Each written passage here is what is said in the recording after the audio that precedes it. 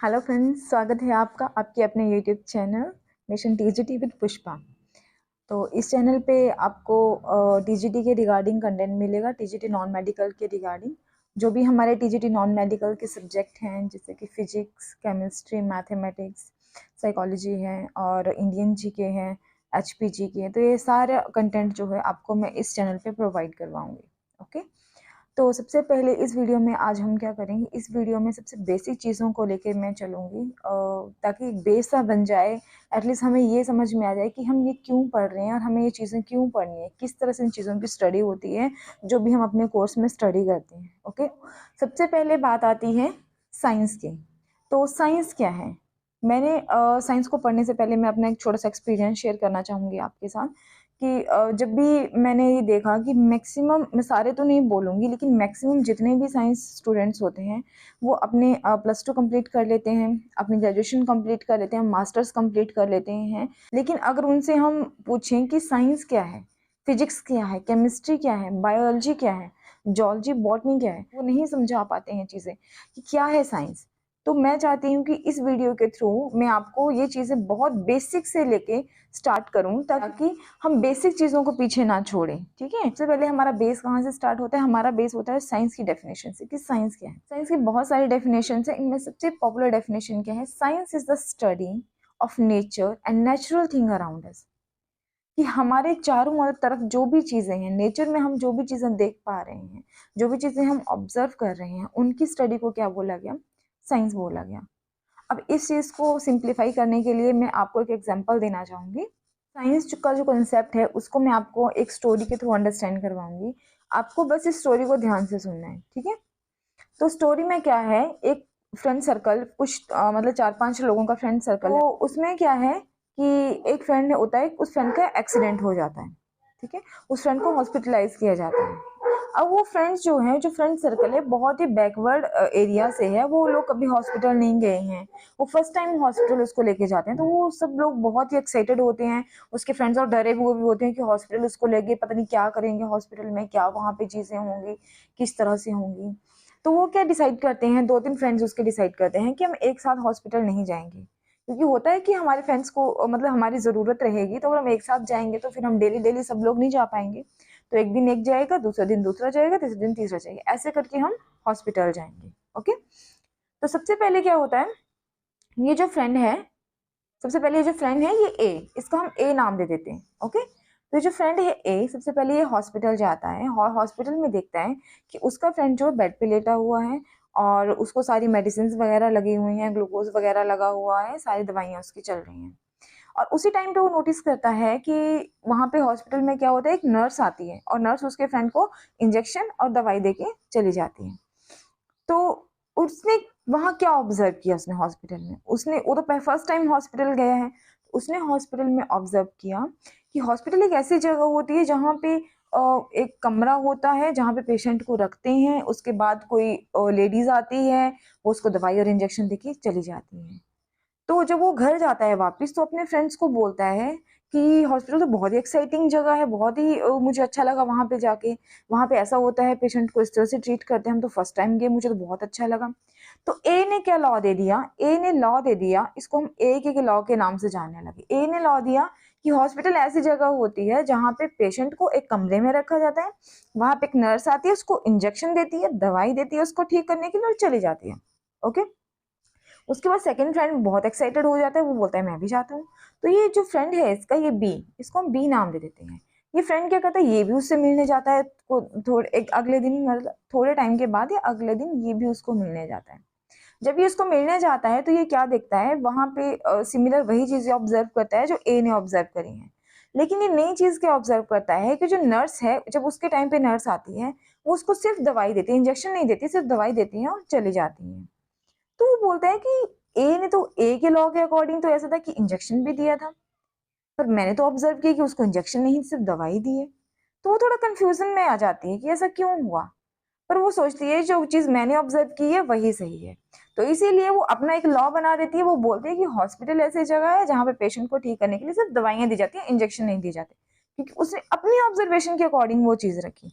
तो बी ने अपने एक अलग लॉ बना दिया, राइट? बी ने अपना अलग लॉ बना दिया। उसके बाद जो उनका अगला फ्रेंड था उसको और भी एक्साइटमेंट हुई कि ये तो अलग अलग चीजें बोल रहे हैं, कितनी अच्छी चीजें बोल रहे हैं, तो मुझे भी जाके ऑब्जर्व करना चाहिए। तो जब थर्ड डे पे ये उसका सी फ्रेंड जाता है, तो सी फ्रेंड क्या ऑब्जर्व करता है कि वहां पे उसका फ्रेंड जो है वो बैठा हुआ है, अच्छा है, मतलब उसकी सेहत में सुधार है।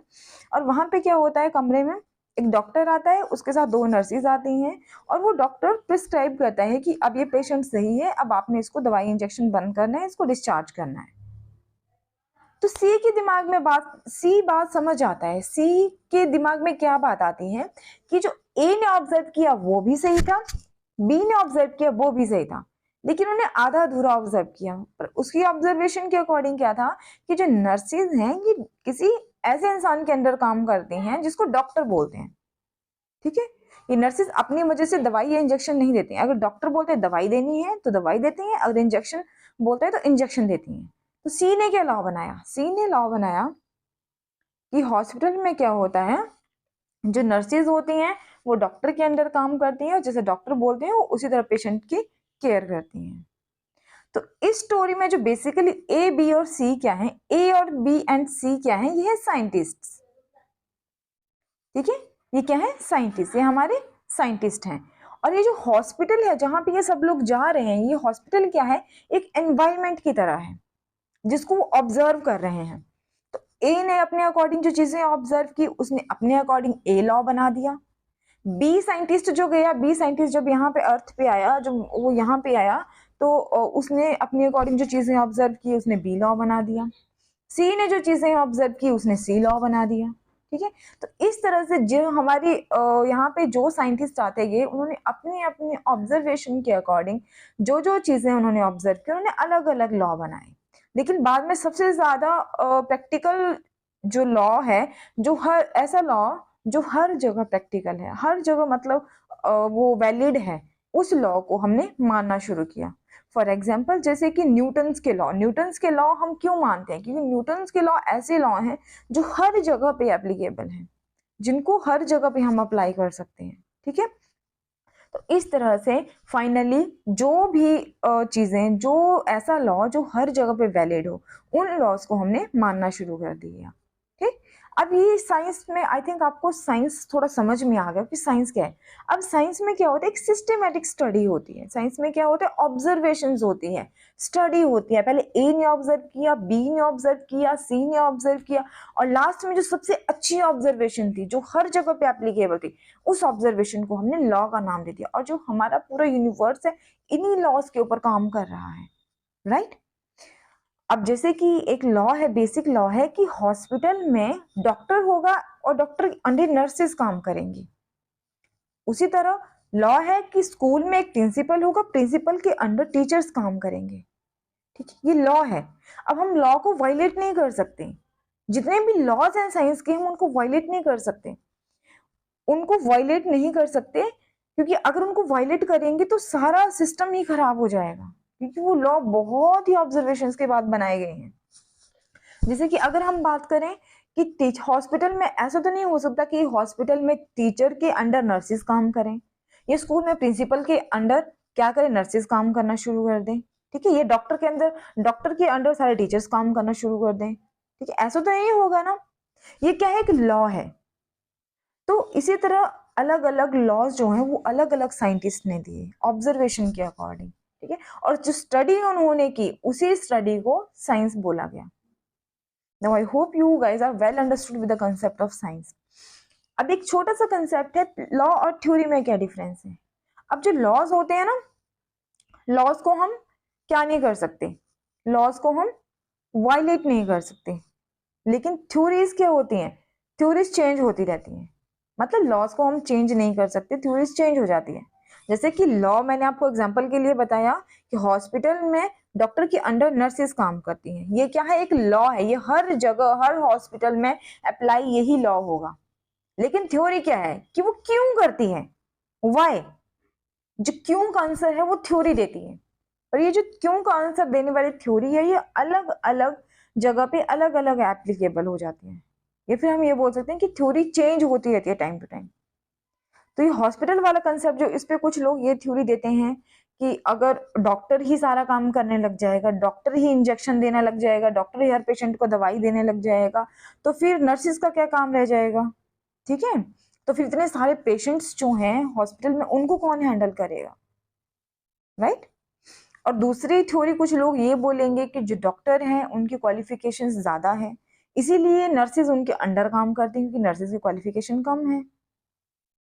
तो इस तरह से किसी लॉ के लिए अलग अलग थ्योरीज बन सकती हैं, लेकिन लॉ क्या होगा? लॉ कभी वायलेट नहीं होगा, लॉ एक होगा, उसी को ही मानना पड़ेगा। तो इस तरह हमारा जो यूनिवर्स है, पूरा नेचर है, ये कुछ ना कुछ लॉज पे टिका हुआ है। तो साइंस में हम क्या करते हैं? उन्हीं लॉज की स्टडी करते हैं।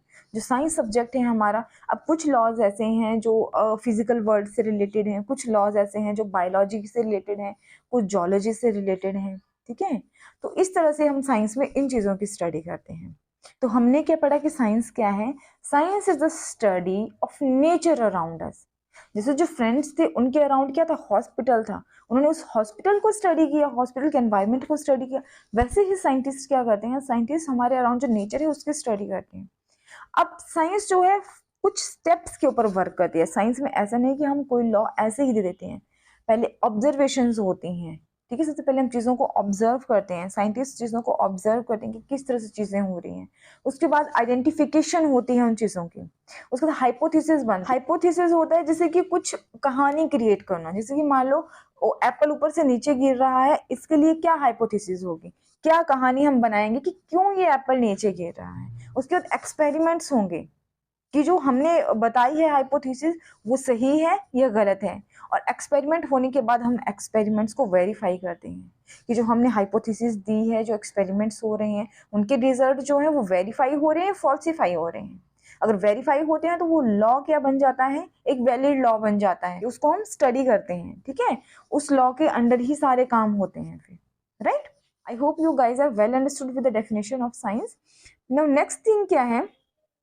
1 मिनट। नेक्स्ट हम पढ़ेंगे थोड़ा सा इसके ब्रांचेस के बारे में। जो साइंस की मेन ब्रांचेस हैं, साइंस की मेन 2 ब्रांचेस है, एक है फिजिकल साइंस, एक है बायोलॉजिकल साइंस। अगर हम फिजिकल साइंस की बात करें तो फिजिकल साइंस में हम क्या स्टडी करते हैं? जिन चीज़ों को हम देख रहे हैं, means non living things. Basically हम नॉन लिविंग थिंग्स को स्टडी करते हैं फिजिकल साइंस। तो फिजिकल साइंस के अंदर 2 ब्रांचेस आती हैं। फर्स्ट आ जाती है हमारी फिजिक्स, सेकेंड आ जाती है केमिस्ट्री। अब फिजिक्स में हम क्या स्टडी करते हैं? फिजिक्स में हम स्टडी करते हैं जो भी हमें मैटर दिखाई दे रहा है, जिससे भी चीजें हमें दिखाई दे रही हैं, एनर्जी के साथ वो कैसे रिलेटेड है। मैटर जो है, जितनी भी चीजें हमें दिखाई दे रही हैं, जो भी चीजें हम ऑब्जर्व कर रहे हैं, वो एनर्जी के साथ कैसे रिलेटेड है। मतलब मैटर और एनर्जी के बीच में हम क्या देखते हैं? रिलेशन हम फिजिक्स में पढ़ते हैं कि उनमें किस तरह से रिलेशन है। अब मैं आपको थोड़ा सा एग्जांपल देती हूँ। जैसे कि हमारे घर में फैन होता है, फैन क्या है? एक मैटर है। मैटर क्या होता है? मैटर हर वो चीज जो स्पेस घेरती है वो मैटर है, राइट? अब ये चल रहा है, फैन चल रहा है, तो किसी ना किसी एनर्जी की वजह से चल रहा है। कौन सी एनर्जी किस फॉर्म में कन्वर्ट हो रही है, किस प्रिंसिपल पे ये वर्क कर रहे हैं, तो ये चीजें हम किस में पढ़ते हैं? फिजिक्स में पढ़ते हैं। लेकिन अगर हम केमिस्ट्री की बात करें तो केमिस्ट्री में हम थोड़ा डीप नॉलेज में जाते हैं, डीप चीजों को हम स्टडी करते हैं। जैसे कि फैन है, फैन किस प्रिंसिपल पे वर्क कर रहा है वो करेंगे हम स्टडी फिजिक्स में। लेकिन जो फैन है वो कौन सी चीजों से मिलके बना हुआ है, उसके कॉन्स्टिट्यूएंट पार्टिकल्स क्या हैं? प्लास्टिक से बना हुआ है, कौन सी तरह के प्लास्टिक से बना हुआ है, कौन कौन सी चीजें उसमें यूज हो रही हैं, और कौन कौन से एटम्स, मॉलिक्यूल, उनमें बॉन्डिंग किस तरह की है। तो मतलब बिल्कुल डीप स्टडी जो करते हैं हम केमिस्ट्री में करते हैं। तो ये आ गई physical branch of science. Next है biological branch. Biological branch 2 parts में डिवाइड है। फर्स्ट है जोलॉजी, नेक्स्ट है बॉटनी। अब जोलॉजी में हम क्या स्टडी करते हैं? जोलॉजी में हम स्टडी करते हैं एनिमल किंगडम की। इनकी एनिमल किंगडम के अंदर इनकी जो लिविंग बींग्स हैं उनकी हम स्टडी करते हैं, ठीक है? और बॉटनी के अंदर हम स्टडी करते हैं प्लांट्स की। जो भी हमारा प्लांट किंगडम है वो किसके अंडर आता है? बॉटनी के अंडर आता है। सो यहाँ तक हमने पढ़े। So let's recapitulate again. तो हमने क्या पढ़ा? हमने साइंस के बारे में पढ़ा कि साइंस क्या है? एक सिस्टेमेटिकल स्टडी है। जो भी हमारे नेचर में, सराउंडिंग में चीज़ें हैं उनकी एक सिस्टेमेटिकल स्टडी है। उसके अकॉर्डिंग जो भी ऑब्जर्वेशंस हैं उनके अकॉर्डिंग जो साइंटिस्ट हैं वो लॉ देते हैं और हम उन लॉ को मानते हैं, क्योंकि जो लॉज हैं उन्हीं के ऊपर पूरा यूनिवर्स काम कर रहा है, राइट? अब ये जो लॉ है, लॉ और थ्योरी में हमने डिफरेंस पढ़ा। लॉ और थ्योरी में हमने क्या डिफरेंस पढ़ा कि लॉज जो हैं वो क्या करते हैं? वो प्रिडिक्ट करते हैं कि चीजें किस तरह से बिहेव करेंगी। जैसे कि मान लो पंखा है, एक पंखा है, वो किस तरह से घूमेगा, मतलब गोल गोल घूमेगा, पर क्यों घूमेगा, उसके पीछे रीजन क्या है, कौन सी एनर्जी उसके पीछे लग रही है, वो थ्योरी के अंडर आता है। ठीक है, इनकी लॉ सिर्फ प्रिडिक्ट करता है और थ्योरी क्या करती है, एक्सप्लेन करती है। तो ये हमने लॉ और थ्योरी के बारे में पढ़ा। लॉज को हम वायलेट नहीं कर सकते, ठीक है, लॉज को चेंज नहीं कर सकते, थ्योरी जो है चेंज होती रहती है टाइम टू टाइम। उसके बाद हमने क्या पढ़ा, फिजिक्स केमिस्ट्री के बारे में पढ़ा कि फिजिक्स क्या है। Physics study of matter and energy, matter और एनर्जी किस तरह से आपस में रिलेटेड है, इस चीज को हम पढ़ते हैं फिजिक्स के अंदर। फिजिक्स की कुछ अलग ब्रांचेस भी है, जैसे मैकेनिक्स है, मैकेनिक्स में हम मोशन की स्टडी करते हैं। ठीक है, जो भी चीज मोशन में होती है, गति में होती है, उसकी स्टडी हम मैकेनिक्स के अंदर करते हैं। डायनामिक्स, डायनामिक्स में हम कॉजेज ऑफ मोशन की स्टडी करते हैं। कोई चीज मोशन में है तो वो क्यों मोशन में है, इस चीज की स्टडी किसके अंडर आती है, डायनेमिक्स के अंडर आती है। नेक्स्ट थर्मोडायनेमिक्स में आता है हीट बिहेवियर्स, किस तरह से हीट चेंज होता है, हीट एक्सचेंज किस तरह से होता है, किस तरह से चीजें ठंडी होती हैं, किस तरह से चीजें गर्म हो रही हैं, तो ये किसके अंडर आता है, थर्मोडायनेमिक्स के अंदर आता है। उसके बाद कुछ अलग ब्रांचेस भी है फिजिक्स के, जैसे wave, sound, light, optics. Modern physics के अंदर हम क्या क्या पढ़ते हैं, न्यूक्लियर फिजिक्स के बारे में पढ़ते हैं, रिलेटिविटी के बारे में पढ़ते हैं, एस्ट्रोफिजिक्स के बारे में पढ़ते हैं। ठीक है, और फिजिक्स एक ऐसी साइंस है जिसमें हम ये देखते हैं कि चीजें क्यों घट रही हैं और किस तरह से घट रही हैं, कौन से प्रिंसिपल्स पे वर्क कर रही हैं चीजें, राइट। तो ये सारी चीजें आ गई हमारी फिजिक्स के अंडर। तो सिर्फ आपके लिए हेल्पफुल है। अगर आपके लिए वीडियो हेल्पफुल है, आपको वीडियो पसंद आए, कंटेंट पसंद आए, तो वीडियो को लाइक करें, मेरे चैनल को सब्सक्राइब करें और वीडियो को शेयर करें। Thank you.